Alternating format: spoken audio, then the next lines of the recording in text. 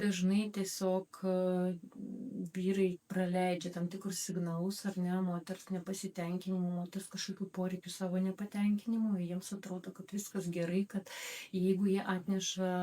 pinigus į namus, tai čia ties tuom ir baigėsi jų pareigos, ar ne? Bet dažniausiai paaiškėja, kad jų partneriai reikėjo daugiau nei tik tais tai ir paprastai tiesiog jie galbūt ignoruodami, išvengdami tų pokalbių situacija priveda iki to, kad juos pastato jau prieš faktą, kad jų moteris išsikrausto ir išeina. Ir tada jiem būna didžiulis šokas, didžiulis stresas ir praktiškai ten jau terapija mūsų pavirsta krizių valdymu. Aš sakyčiau, galbūt netgi pradėti vertinti nuo to, kaip pradėkim klausytis savęs, ar ne, kad aš išgyvenu daug didesnį emocijų spektrą, ne tik pyktį, ar ne, nes dažniausiai, kai mes matom, tai mes matom tą reakciją pykčių pavydalu į daugelį įvairių situacijų, kurias galima buvo reaguoti ir kitaip.